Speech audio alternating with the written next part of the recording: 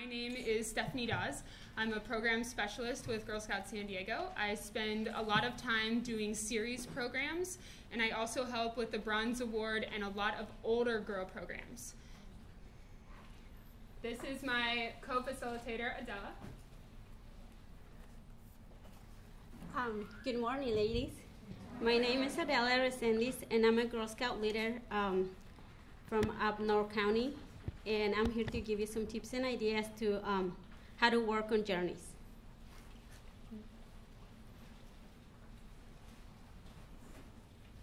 Hi, I'm Mary Cruz. I'm a cadet, and I'm with Adela. She's my mom. And I'm here to answer your questions and help out. Thank you for coming. Yay. Hi, I'm Monse. I'm a cadet in Girl Scouts. My troop leader is Adela, and I'm here if you guys need help in anything.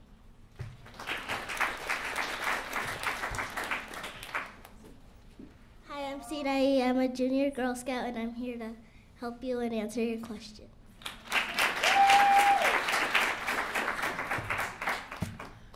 Okay, so a couple of quick items before we get started. As you will see on your table, there is a paper labeled parking lot. The parking lot is for any questions that you have. During the presentation, if you have something that's like totally relevant, please ask it.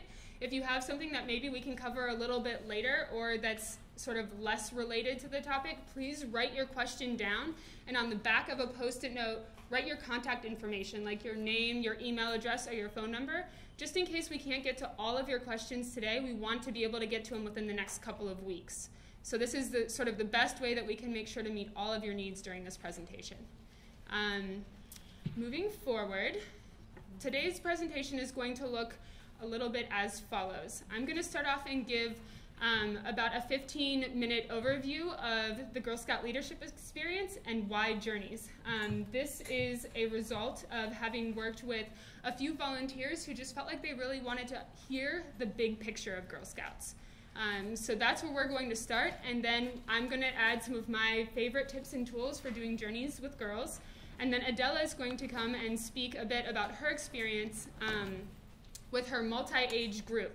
She has everything from daisies through cadets and has a lot of experience making the journeys really come to life. Does that sound good? Yes. Awesome.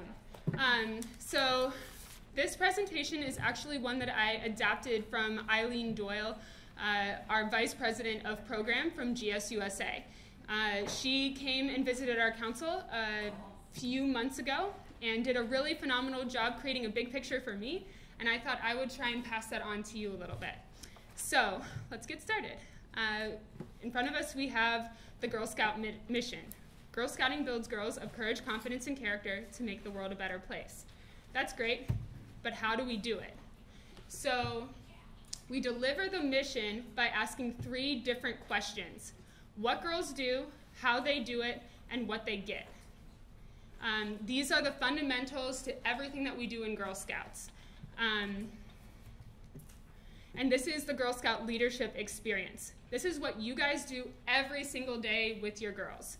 And if you're new to the journeys and new to Girl Scouts, what you will be doing every single day or every time you meet with them. It's that basic. It's what girls do and how they do it. Girl Scouts discover, connect, and take action. How many people have heard that before? Awesome. I love this. This is going to be a really quick presentation then. You guys are great. So they do that in a way that's girl-led, that involves cooperative learning, and also learning by doing. How many of you have you heard that? Awesome. I love that too. So this is like our Girl Scout mantra, right? So I'm going to take a moment and just dive in a little bit deeper to each one. It'll be a pretty quick overview. Again, if you have questions, just raise your hand or call it out. Okay. So what do girls do? They discover, connect, and take action. These are the 3 keys. All right. Girls discover who they are and what they care about. Maybe they care about animals. Maybe they care about kids that are hungry or homeless. Maybe they care about the planet. They also discover their own values, and this really ties in well with the Girl Scout law. They want to be fair, honest, respectful to others, strong and courageous enough to speak up for what's right and make a difference in the world. Girls connect with others. They learn social skills like how to work as a team, how to solve conflicts, and how to treat others with respect. These are skills that empower youth to grow up to become the engaged citizens, our leaders of today and our leaders of tomorrow. They learn how to work with others in a cooperative way, to appreciate and value diversity, and to be curious about the world around them, nationally and internationally. If you guys look on your tables really quick, what you'll see are maps. And the maps are, stepping out of the way, of the different age levels. What you'll see is some of you have Daisy Journey maps all the way through the Ambassador. What I think is particularly cool about this is when you start with Daisy, you notice that it's sort of just a flower garden. It's very small. Their worlds start small, but as they grow up and move, they come to appreciate and recognize the international community, and it goes all the way out into the solar system, right? So the cool thing about the Girl Scout leadership experience is it grows with the girls, and it encourages them to appreciate a wider and wider and wider lens. And my favorite, girls take action. They take action to change the world, to make it a better place. And this is what we want Girl Scouts to learn how to do. This is the fundamentals. We want them to learn how to do this now and in the future. So what they do as a brownie may not seem huge to the outside world, but it's helping them build the self-esteem and self-confidence that they can find solutions to problems. And that's pretty big. So now we've got the 3 processes, and that is girl-led, cooperative learning, and learning by doing. I'm going to take these one by one as well. So, girl-led. I'm going to take a minute here because sometimes this process can be really challenging. Sometimes you might feel that in order to be a good volunteer, you need to organize everything for the girls. Figure out what their Take Action project is, plan the menus for a camping trip, everything. Otherwise, things might go wrong. You might say, I can't turn the troop meeting over to brownies, it would be in shambles. And you're right, it probably would be, right? But girl-led doesn't mean that from the very get-go, girls do everything, especially at the younger ages. For example, younger girls might brainstorm questions that they want to ask a guest speaker. They might work together to create an opening ceremony, and they might decide as a team what kind of Take Action project they want to do.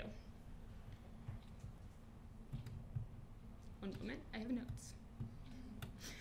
Older girls might choose a destination trip they want to take. Cool note, I'll stay here, it's better volume. I actually had the opportunity to travel to Norway this summer on a destination trip with a group of girls. It was really awesome. The girls had a phenomenal time. It was a scouting jamboree, so the girls had an opportunity to camp for a week in Stavanger, Norway, and with 10,000 of their closest friends. It was a total rush, but what was really cool for me was seeing the girls really step up and shine in something that they loved, and also to see them stretch themselves, which for me as an older girl advocate was just an amazing summer, an amazing experience. So anyone who has older girls, consider destinations. Back to the presentation. So older girls might also decide on a Take Action project and organize the entire thing. They'll use their adult volunteer as a mentor when necessary, but it's really like that's when they take the pinnacle of girl-led. The interesting point for me, oh no, sorry, I'm having problems. Okay, one moment. Presentation, where are you? Dramatic pause. Okay, it's important for girls to have leadership experiences from the very get-go. From when they're daisies, brownies, juniors, cadets, and seniors.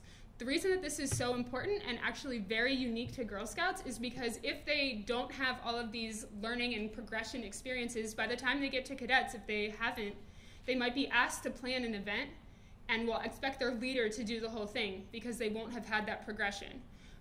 One thing that's very unique about Girl Scouts is that we build leaders from kindergarten on up. Cooperative learning. When girls work together in teams, they learn valuable skills. We all know this, right? They get to hear other people's point of views, learn to consider it. They learn how to make group decisions and how to include everyone in a project. These are skills that help girls in the present, whether they're working on a school project or playing on a sports team or taking part in a school play. And they'll also help them in college and when they get a job. I can speak to that. I was a Girl Scout for 12 years, and learning how to really listen to people and create and build a team was one of the most fundamental parts of my Girl Scout experience growing up. Learning by doing. It's self-explanatory today. It's huge in the education field. People like to call it project-based learning. It's learning how to do something by actually giving it a try. You make mistakes, and that's the idea. It's okay to mess up, and it's okay to learn from your mistakes. So why did I just go through this? Why is this all important? Because when we get it right, girls experience fun with a purpose. Most people get what's fun about Girl Scouts. They know that girls go camping. They know that they sell cookies. They know that they help people on various service projects and do crafts and et cetera, et cetera.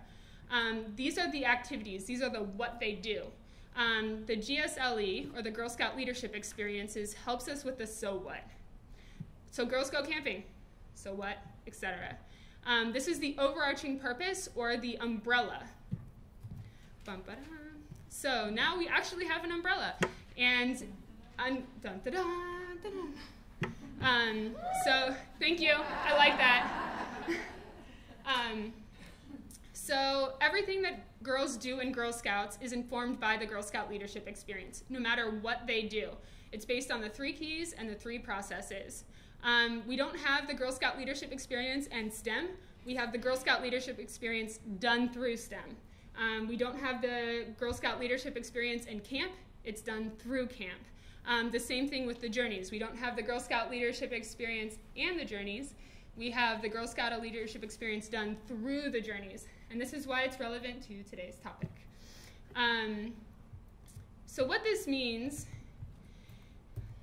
is that we are now going to talk about the what they get. So what do they get? They get benefits that we promise them as part of the signing up as Girl Scouts.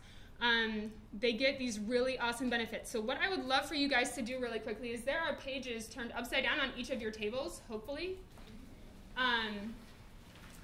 And what you'll see is these are job descriptions. Woo! And what I would love for you guys to do really quick is, and you may have to share, the final numbers I got for the series or the session were a little bit different, so please share. And if you could check them out and maybe yell out a couple of things that you notice that employers are looking for.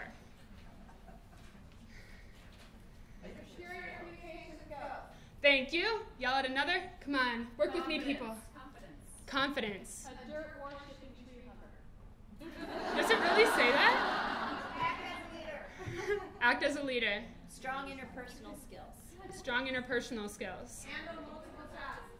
Multitasking. I love it. Focused problem solver. Problem solver. I love it. Team. I love it. Flexible schedule. Nights, weekends, holidays. I love that even more. Customer service skills. To maintain Yep. a positive attitude while under pressure. Yep.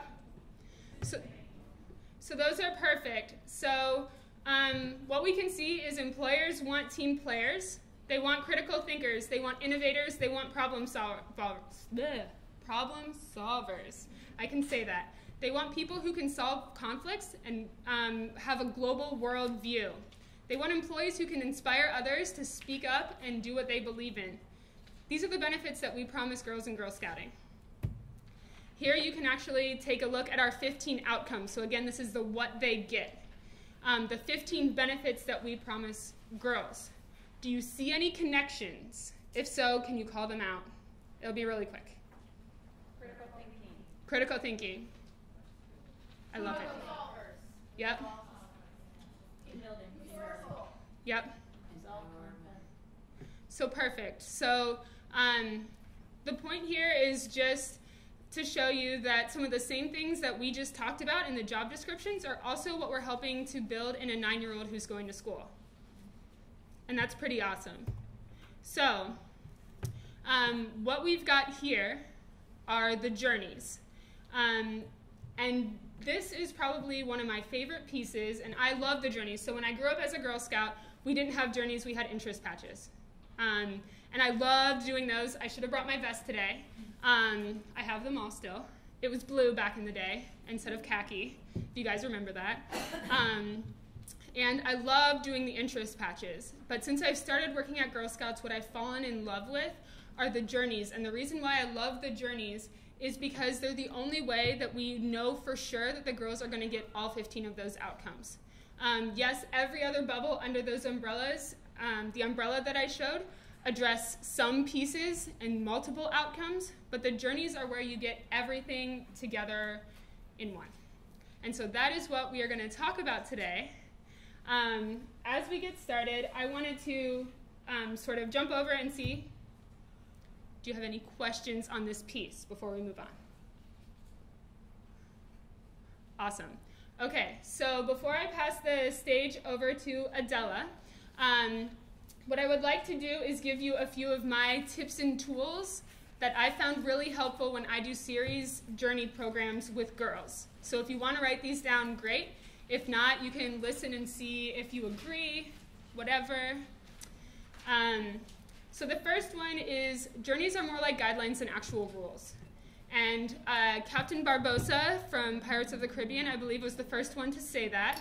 And it's totally true. So with journeys, you're given an adult guide and a girl guide. But what you really have the opportunity to do is take it as a base and a structure and run with it. Journeys are about the conversations. What can you do in an igloo in Alaska, and what can you do in San Diego? These are a national program, so they're made to be done anywhere. So it's about the conversation topics more than it is about doing every single activity listed in the adult guide or every single activity in the girl guide. How can you make this fun with a purpose? It's okay to do your own thing as long as the girls are covering the theme and having fun and really learning. It really is. I promise it's okay. One thing that I thought was really cool, and I'm going to share this with you, is again related to the maps. So with daisies and brownies, the importance is choosing a program and getting the girls interested in the books in the program. When you're a daisy and a brownie, you're very externally focused. You're exploring your world. You're diving into that daisy brownie. You're going on a quest, and you're learning about the world around you. As you get into the junior and cadet phase, you start becoming more internally focused. You see that in the Amuse journey, which asks about your roles that you play, and also in the Amaze journey, which looks at healthy relationships. So you become more sort of about me, like who am I, what's important to me, what are my values. You do a lot of the discover. And then as you move on to senior and ambassador, it becomes putting those two pieces together. A lot of those journeys are based on not only sort of exploring who I am, but how I can make a difference in the world, and using all of the skills that I've put together to go forth and change the world in a really positive way. And the last sort of piece that I want to share with you is journeys are considered finished or complete. We've had a lot of questions about this.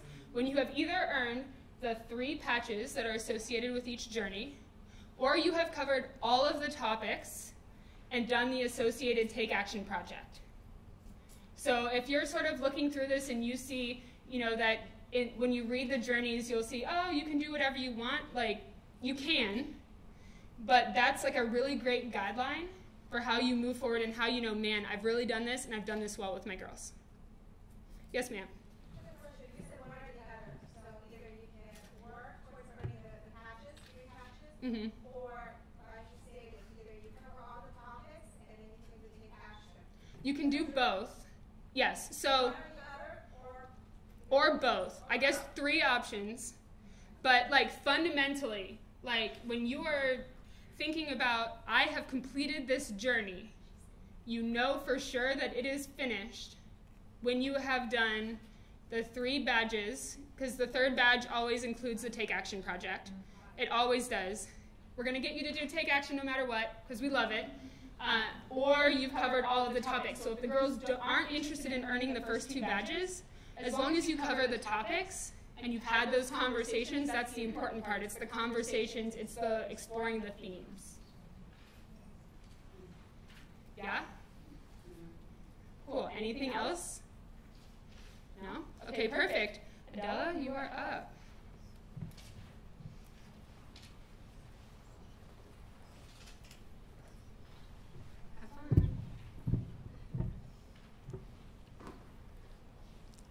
Once again, I'm Adela, and I'm going to talk to you about the fun part of journeys. It's what I like to do. Journeys are very important to me because journeys are what I base my meetings on. There's so much to learn from them. If you really look into its content, you can come up with so much more than you expected. Once you open that book, you will see how much you have to explore. Because if you just give it to the girl and say, here, we're going to do this journey, you will notice that they're like, what am I going to do with this book? That's what they call it. But if you give like interested ideas and tips, you go through the book first. First of all, is what I do. I'm at my house and open the books and really look at them before I introduce them to my girls. Once I have the ideas on me, I pass it on to them, and they get to choose the activities. They get to choose what they want to do, because girls, they want to participate in what you're doing, not just like be a teacher and you have to do this and you have to do that. No, let them have fun. It's for me, it has worked. It's really important for me to give them the opportunity to lead, just along with me. And 4 years ago when I started, I didn't know that I knew that there were books, just books, but then I went to a training about journeys, and I'm like, well, what am I going to do with this? But they explained a little bit about it, not as fun as I wanted to, because I really wanted them to explain me what can I do with those books. But then after I have the idea of how to work on them, I went through all of them, and when I'm preparing a meeting for, I have a mixed group, so I have to connect because I meet with them all together. I meet with all my girls. So I have to connect all the journeys to really work with each group level. I have daisies, I have juniors, and I have cadets.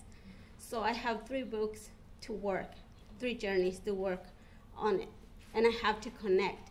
And that's why we brought my cadets today and one of my juniors, because they help me out to work with the journeys. Sometimes I'm like, who volunteers to work with the little daisies? They raise their hands. I want to work with them based on the journeys, always. For me, it's like a miracle that I have in my hands with those journeys. I just love them. So you won't regret to have them and work with them. And while I have them, they're going to help us out today to give you ideas and tips and maybe answer questions of how they work with the little ones. And I think that's about it. If you have any questions or something else you want me to tell you, I'm here. Anybody have any questions for Adela right now? I have a question. Go ahead. So do you only do journeys, or do you do the traditional badges too? I do the journeys, and I try to find out what badges go with it. So I won't work let's say double, but I try to connect the journey with some badges. If you have I don't have it with me, the sheet of badges that they connect the journey to the badge. Like for us, we did the, for the brownies, we did the brownie quest, and we study the bugs. So we did the badge about bugs, and we also connect the healthy snacks with the brownie quest, and that's one of the badges. Did that answer your question? So I have one senior and the rest are all cadets. What do you recommend? Should just become a senior, the rest of those will be seniors next year? Should I, I'm not sure, like, do I have her separately working on a senior journey, or do I kind of put them together with another cadet journey and then wait till they all? No, you can work on, she can work on her own journey. Just try to connect the themes, because there's connections. If you go through all the journeys, there's connections. You will find them, and they can work together, because I start my meeting with all my group, all my troop, mixed levels. And for the first 15 minutes, I do that. We do the promise, we do the law, and we share some things that we have to.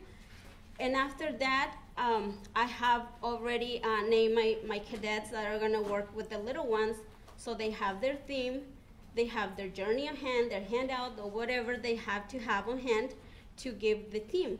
So I'll do that for like around 30 minutes, and for the last 15 minutes of our meetings, I have my cadets work on their own journey. So I don't know if that answered your question. Yeah. Sure. Is that okay? Okay. One thing that I thought was really awesome about how Adela does her troop is that, and you can see this on the last page of the Get Moving sheet that we passed out, and we will go through those in a moment. So Adela worked on these handouts to give you guys this great introduction to the Daisy, Brownie, and Junior Journeys. On the last page, she talks a little bit about how she connected the themes across each of her age groups. And what you'll see is that the Daisies planted the garden. And correct me if I say this wrong, but I loved it. So the Daisies did a daisy flower garden and planted the garden. The Brownies were starting to look at healthy food, healthy diets. So the Brownies and Juniors with Get Moving, there's a lot of healthy energy. So what they did is they came in and planted vegetables. The cadets and I guess the juniors also worked on their flowers badge, right? So the flowers badge integrated well with the Daisy flower garden. The cadets came in and were working on a couple of different journeys, but they have a healthy cooking badge. And so they were able to take what they had grown in the garden and make a healthy meal out of it, which integrated in with a couple of previous programs. So there are ways to sort of look at the books and draw parallel themes that then turn into meetings. Did that sort of explain it? Thank you. I learned so much from you. So are there any other questions right at this moment? I think it's going to become a little bit clearer. What we're going to do next is enter into the piece of our working session. And the working session, we're going to ask for you to re-table yourselves as program age levels. So daisies together, brownies together, juniors together, and then I'll take, and I would love cadet, senior, and ambassador in the back. That's where we'll be, and what we'll be doing at this point is Adela and her wonderful scouts will be walking around and giving you hands-on examples of how to bring the journeys to life and answering those other questions you might have. If you want, you can table yourself around the stuffed animal or the map, or you can move as long as we know where the Daisy, Brownie, Junior Cadet, and Senior Ambassadors are. Thank you.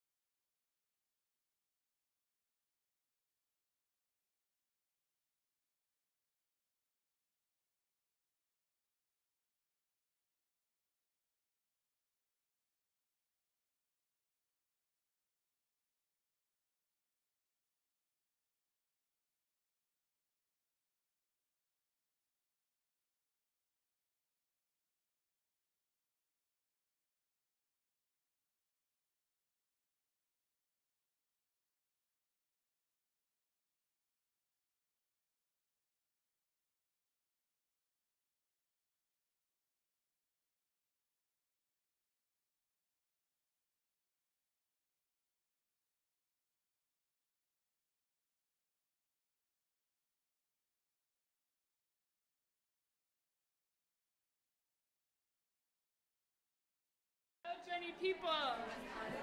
Can I get a hand up? Please. Please and thank you. Thank you very much. Wonderful. So we are about at the end of the session mark, but I'm still going to talk for a second. And I wanted to cover really quickly a couple of questions. Okay, so one question I received was, the adult book and the girls' book don't line up. What's up with that? Great question. We feel that way too sometimes. What's up with that is the girls' book was really designed to talk in girl language about the topics that you're covering in the adult book. That's the point of it. I think it is, in my experience, very difficult to just either use one or the other. Sometimes, like generally when I'll do journeys, I'll use the adult guide as my guide, and then I'll look at the girls' book for more information on the topics. Like, so if I don't feel like I'm learning enough about healthy relationships and what girls need to know for a maze, sorry, it's a cadet example. Sorry, it's first thing that popped in my head. I'll go look in the girls' book and see what Girl Scouts think is the most important to cover. And so I use it more as a resource guide. To be totally honest, don't take me on this. I have given girls' books, like the girls' book to girls multiple times and they never use it. I'm pretty much at the point of not really using it. What I like to do is have it on hand for them to use as conversation starters and resources. If you're having trouble coming up with like the right way to have that conversation or to cover that topic, the girls' book does a great way of doing that. Adela's had a lot of success doing that, of just picking out different activities. Also, if you have a multi-age group, the girls' book can be great for expanding on the theme. In Get Moving, it talks about the migration of butterflies, and that's a great way to tie in bugs. It's a great way to tie in flowers. It's a great way to tie in all of these other things. So it's like a theme expander. Think of your Girls Guide as like the theme on steroids. So if you need ideas on how to make connections and that kind of thing, that's what you use it for. At least that's how I think we sort of use it. And I forget the other question I was going to address. Do you guys remember? Oh, yeah. Yes, it can seem like schoolwork. The girls' book definitely can feel like schoolwork. What I suggest for that is to get out of the book and get into life. So with the Daisy Flower Garden, Adela works with her girls and they plant the garden. So it becomes the learn by doing rather than learn by reading. With the Girltopia, you can visit the UN buildings and look at what girls' rights are and girls' experiences are around the world. With the Maze Journey, I'm going back to that again, apologies. Take them to a maze and walk through the maze and then have the conversation so it becomes part of, woo, we're doing a really fun activity, having fun with a purpose that you then slide in on them. So with all the journeys, I'm all about like, okay, today's theme is whatever the theme is, or our next meeting's theme is whatever. Okay, how can I build in a fun activity or do a craft with them where I can talk to them about it?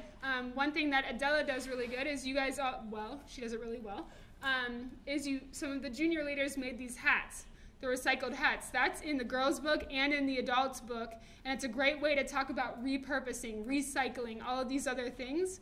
So it's what do the girls want to get out of Girl Scouts and how can we add in that purpose? Did that help at all? A little? Okay. I don't know how to make it more helpful than that. Sorry. Does anybody else have any final questions that I can help address or that Adela or any of the girls can help address? I know that we're running late, so I want to sort of finish up. Okay, you're good to go. Thank you for coming.